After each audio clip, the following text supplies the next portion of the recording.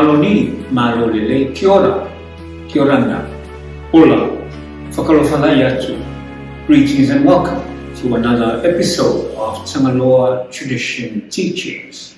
It's where we unveil the morals, the ethics, the values and the principles of our spirituality, which are woven into our culture.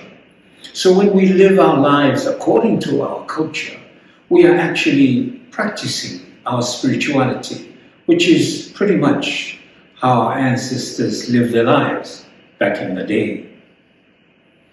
The aim of this podcast is decolonization, spiritual decolonization, because we believe at Tagaloa tradition that the time is right to restore Tagaloa, the mana of Moana, back in its rightful designated place, which is in your soul and in my heart, to spiritually engineer the thoughts in our minds, the words that we speak, and the actions that we take.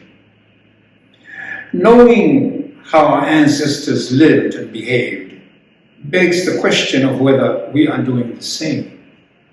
If we are practicing our culture in a way similar to how they did, then we know that our culture is very much alive today.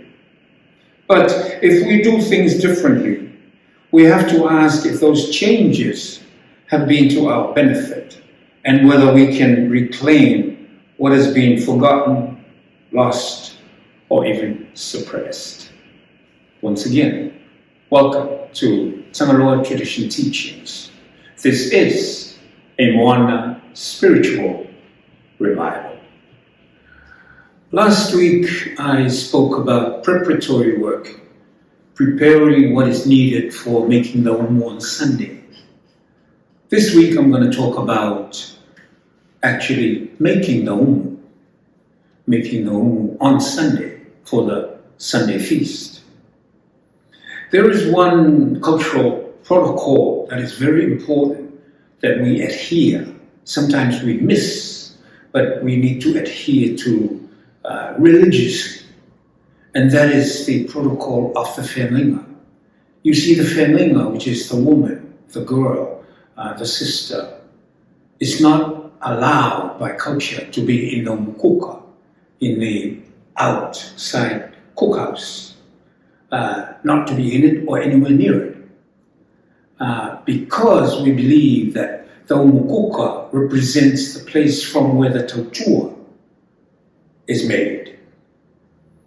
And so when the woman or the girl or the sister is in the mukuka, that means it gives the picture that she is doing the tautua work. And so many fights have broken out in the village when kids from another family would walk past and they see a girl in the mukuka of another family. And they would say things like, "Sorry, and when the boys hear that, they come out and a fight will break out. And then afterwards, when it's all, this protocol again is reaffirmed to the girl. If you need anything, ask the boys and let them, because you are not allowed culturally to be in the mukuka.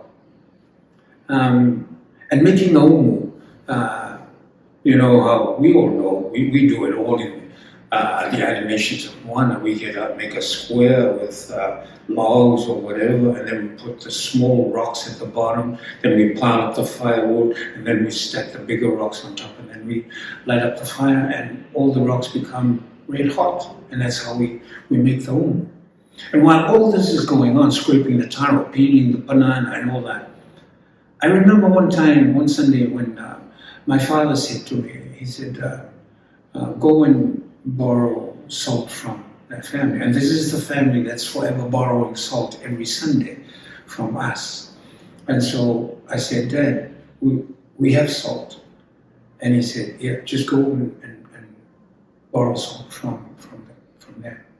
And I said, "But we don't need to, Dad, we have." And he said, "Shut up, just go do what you're told." So I went. And for the longest time, I didn't understand. Until one time, when we left Samoa and went to New Zealand and ran into some of the guys from our village that are in New Zealand. So we got together, had a beer, reminisced, and had a good old laugh about the old days. And this is one of the things that came up, this borrowing the salt. And then it came to us. What they were doing is they were restoring people's self-esteem. They were elevating people's self-worth by asking somebody for something, and that somebody is forever borrowing from you and other people in the village. When you borrow from them, it will make them feel like, they need us just as much as we need them.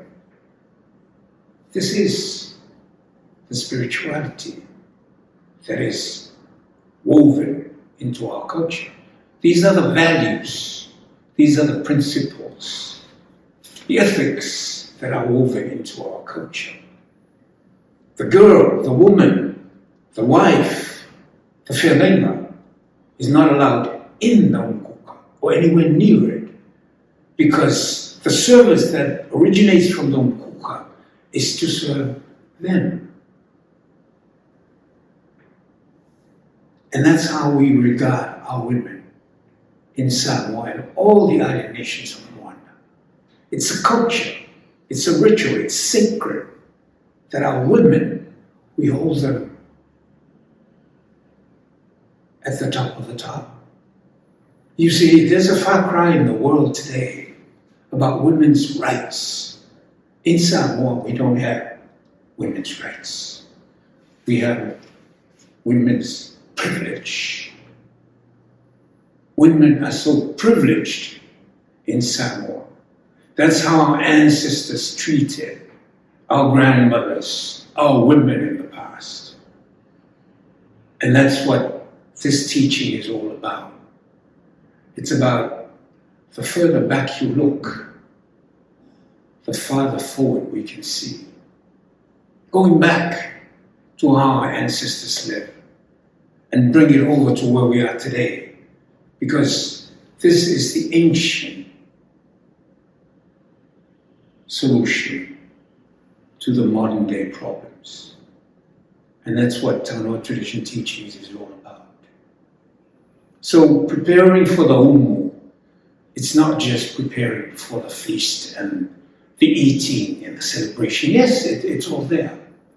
But underneath, this is the ancient spiritual wisdom of our ancestors. Underneath our way of life, wrapped into our culture, is this spirituality, indigenous spirituality that we need to learn, understand, and incorporate back into our lives. Let that be the guiding light and the shining star to guide us in our voyage this week. And from all of us in the motherlands of the small island nations of Moana, to our brothers and sisters in the diaspora, stay blessed, and until next Sunday, so long.